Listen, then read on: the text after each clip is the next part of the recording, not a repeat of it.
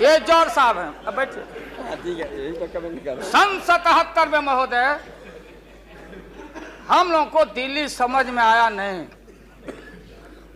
दिल्ली में हम लोग जब आए, राज नारायण जी, जौहर साहब, चौधरी चरण सिंह जी, हम लोग उसी परिवार के लोग हैं महोदय, चाहे मुलायम सिंह जी हो और कोई हो या नीतीश जी उधर जो चले गए हैं।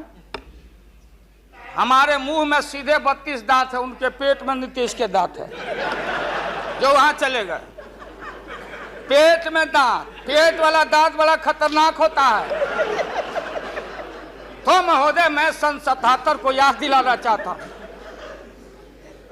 हम तो आपसे लड़ाई शुरू से लड़ रहे हैं, ये नई बात नहीं, किसी कारण से नहीं।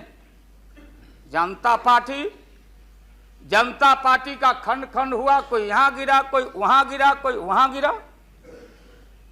बंगलोर में हम लोग जुटे, नाम का सारा झगड़ा, ये सब बात। लेकिन सन 77 के सत्ता को हम लोगों ने लात मारा था। क्यों मारा? हम सत्ता के भूखे नहीं हैं। हमने उस सवाल को उठाया था। अरे नए नए आप आए हैं, मुझे अफसोस है कि आप लोग जा रहे हो इन लोगों की वजह से। सन 77 में दोहरी सदस्यता का सवाल उठाया गया था मजबूती से हम लोगों के द्वारा कि अगर आरएसएस में रहना है, जौहर साहब भी बोलते थे, छाती पर हाथ रख के बोले,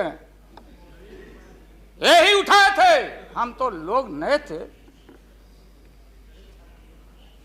हम लोगों ने कहा था या तो आरएसएस में रहिए या तो जनता पार्टी में रहिए, दोहरी सदस्यता नहीं चलेगा इस मुल्क में।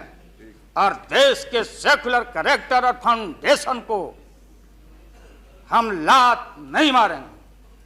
आपको याद होगा, इसलिए हम लोग टूटे और हम लोगों ने नारा दिया, चरण नहीं तो चुनाव। और हम लोग चुनाव में गए।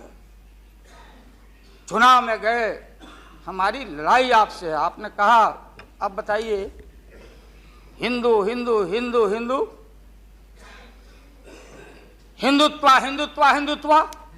कौन विरोध करता? तो हम लोग के पुरोहित ये अडवाणी जी कैसे हो सकते हैं? ये हमारे पंडित कैसे हो सकते हैं? हम पंडित से पूजा कराते हैं। हमारी माँ बहन गांव गए सारे लोग, ये ठेका आपने कैसे ले लिया? आज इस देश का सेकुलर कैरेक्टर